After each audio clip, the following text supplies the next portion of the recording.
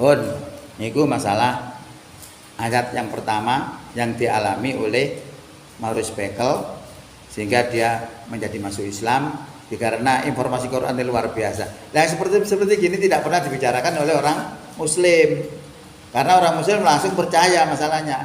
Lah ini orang nggak percaya kok isinya Quran itu seperti itu, kaget, dahsyat. Kita lanjut.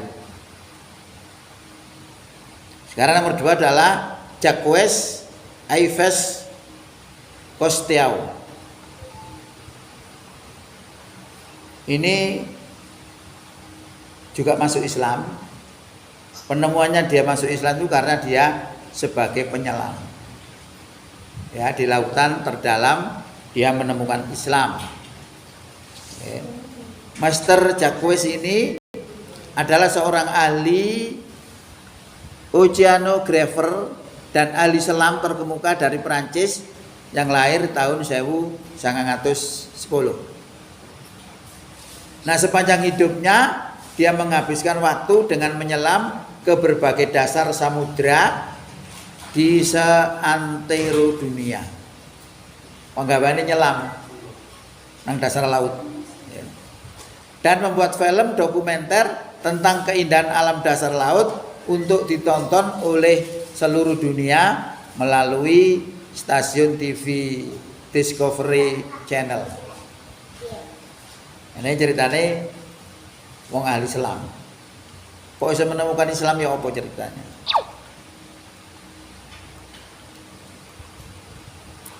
Pada suatu hari ketika sedang melakukan eksplorasi di bawah laut, tiba-tiba Cousteau ini menemui beberapa kumpulan mata air tawar, segar, yang sangat sedap rasanya karena tidak bercampur atau tidak melebur dengan air asinnya laut yang asin di sekelilingnya.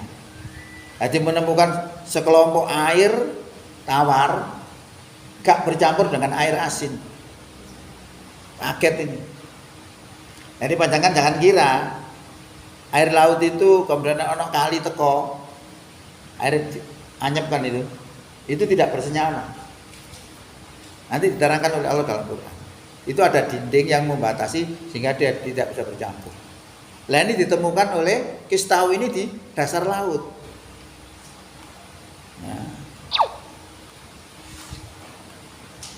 Nah, sehingga seolah-olah ada dinding atau membran yang membatasi keduanya. Jadi air asin dengan air tawar tidak bisa campur. Itu diketemukan oleh Cousteau tadi di dasar lautan. Nah, fenomena ganjil itu mendorongnya untuk mencari tahu penyebab terpisahnya air tawar dari air asin di tengah-tengah lautan. Ini belajar Quran, belajar ilmiah ini. Ya, kita lihat bagaimana orang kafir itu akhirnya masuk Islam gara-gara membaca Quran. Sampai pada suatu hari ia bertemu dengan seorang profesor muslim dan menceritakan fenomena ganjil itu kepadanya. Jadi Cousteau tadi nyeritakno nang ini profesor muslim bahwa dia menemukan sekelompok air tawar segar tidak bisa bercampur dengan air asin.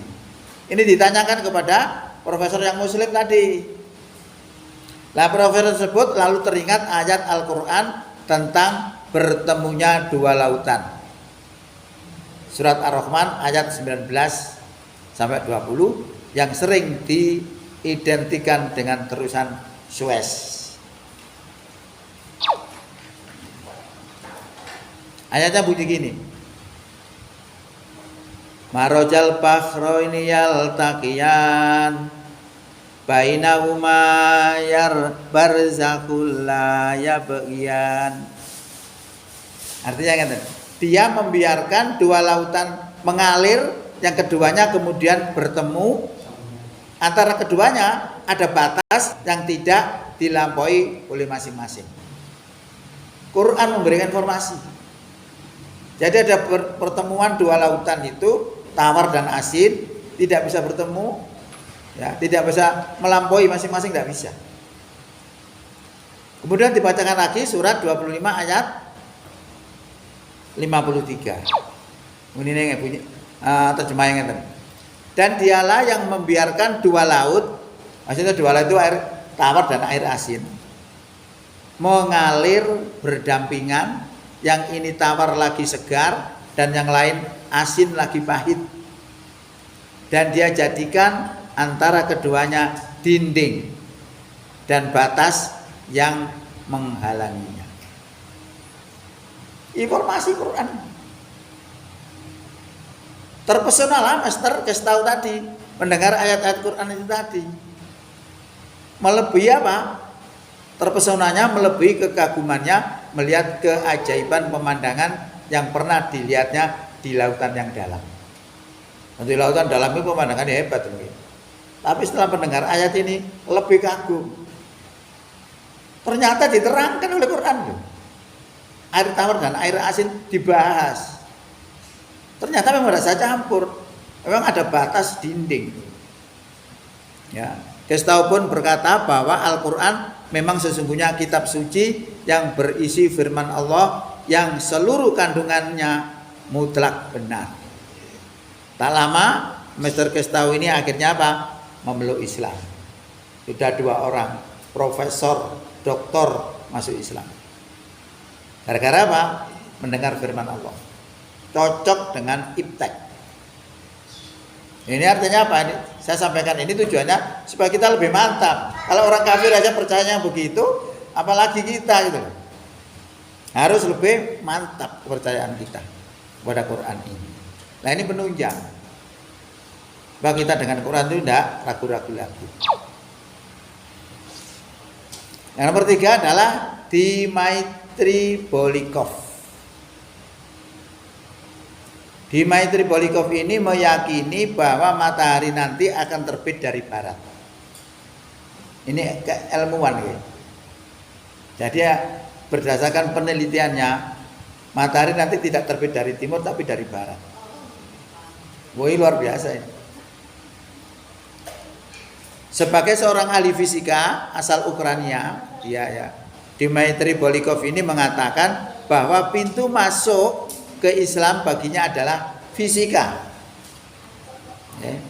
Dmitry tergabung dalam sebuah penelitian ilmiah yang dipimpin oleh Profesor Nikolai Kosinnikov yang juga merupakan pakar fisika.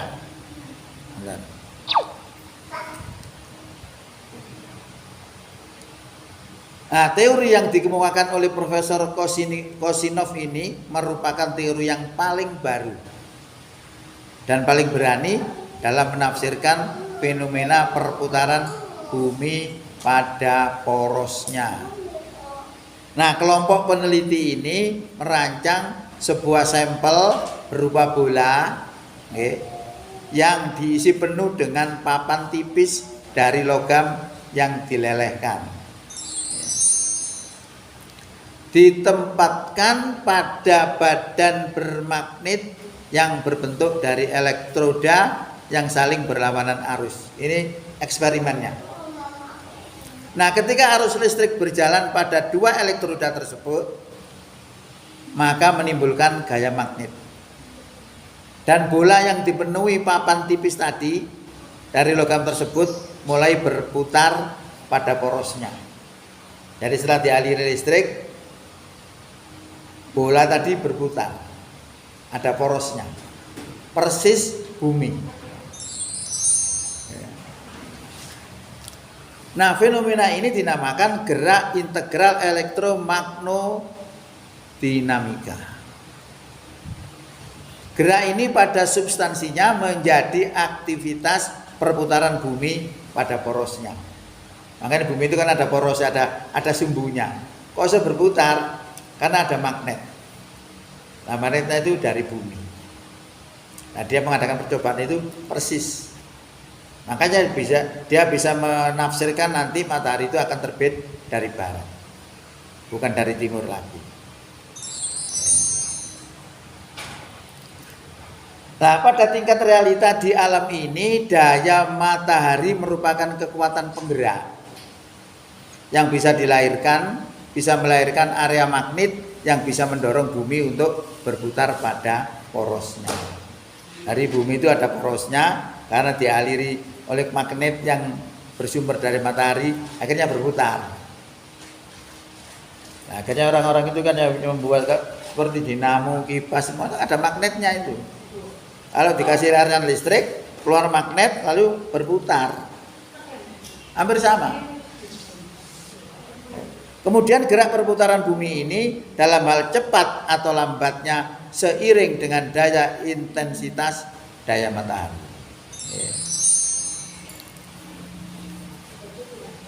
Atas dasar ini atas dasar ini pula posisi dan arah kutub utara bergantung.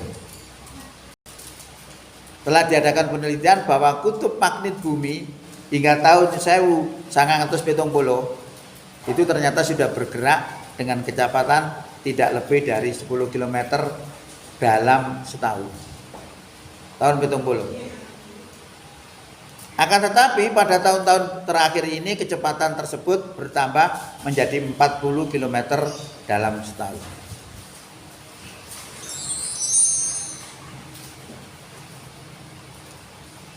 Bahkan pada tahun 2001 kutub magnet bumi itu bergeser dari tempatnya. Ini penelitian ya. Bergeser dari tempatnya hingga mencapai jarak 200 km dalam sekali gerak. Makanya sekarang panjenengan nek badhe kok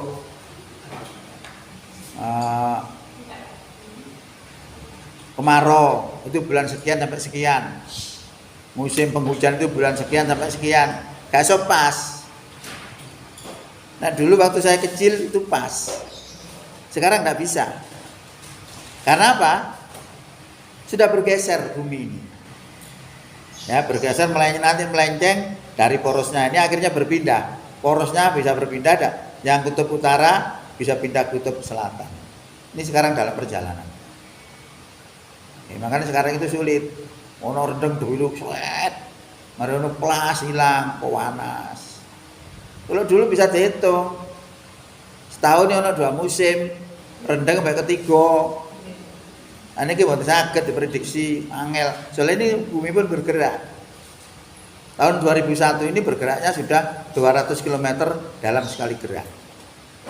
Luar biasa. Nah ini berarti bumi dengan pengaruh daya magnet tadi mengakibatkan 2 kutub magnet bergantian tempat. Akhirnya apa? Artinya bahwa gerak perputaran bumi akan mengarah pada arah yang berlawanan. Ini penelitian. Diteliti kalau wong niku wau. Ketika itu ya karena berarah dan berlawanan, maka ketika itu matahari akan terbit dari arah barat. Ini prediksi penelitiannya Dmitry Bolikov tadi itu. Nah, bagaimana kalau dia masuk Islam? Bagaimana penjelasannya? Kita lihat ini. Ilmu pengetahuan dan informasi seperti ini tidak didapati di Maitri dalam buku-buku atau didengar dari manapun. Jadi menurut penelitiannya bahwa matahari akan terbit dari barat itu delok buku gak ono, gak belas, ya. Tidak didengar dari manapun. Akan tetapi dia memperoleh kesimpulan tersebut dari arah riset, dari hasil riset dan percobaan serta penelitiannya tadi. Ketika ia menelaah kitab-kitab samawi lintas agama, ia tidak mendapatkan satupun petunjuk kepada informasi tersebut selain dari Islam. Ya apa Islam kok menjelaskan matahari terbit dari barat? Ternyata begini. Ia mendapati informasi tersebut dari sebuah hadis yang diriwayatkan oleh Abu Hurairah bahwasannya Rasulullah sallallahu alaihi wasallam bersabda, siapa yang bertobat sebelum matahari terbit dari barat, maka Allah akan menerima taubatnya. Ini informasi Islam. Cocok ambek hasil penelitiannya Dmitry Bolikov tadi. Ya. Padahal dia menyelidiki dari lintas agama, tidak ada yang memberi jawaban. Cuma dari Islam aja. yang bisa menjelaskan cocok dengan penelitiannya itu. Nah, sehingga dia akhirnya masuk Islam. Ini masuk wong telu. Wong telu sing wis mlebu Islam. Gara-gara apa? Melihat informasi ajaran Islam. Nah, jadi dari sumber ajaran Islam itu dari Quran dan hadis. Nah, hadisnya tadi menjelaskan begitu bahwa matahari nanti kalau terbit dari barat itu tandanya kiamat. Berarti sekarang ini bumi sedang dalam perjalanan menuju kiamat. Karena sudah kecepatannya tahun 2001 saja sekali gerak sudah 200 km. Makanya sekarang ini sulit diprediksi. Kadung panas-panas, kadung udan kan oleh ini. Esok sampai bengi udan terus. Terus diluk plas hilang panas. Angel diprediksi saat ini. Oke. Pun nomor 4 itu Dr. Fidelma O'Leary. Itu menemukan rahasia sujud. Sujud dalam sholat. Dr. Fidelma ini ahli urologi asal Amerika Serikat, mendapat hidayat saat melakukan kajian terhadap saraf otak manusia.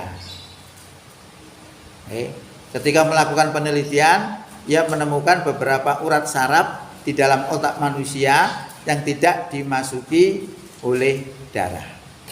Cek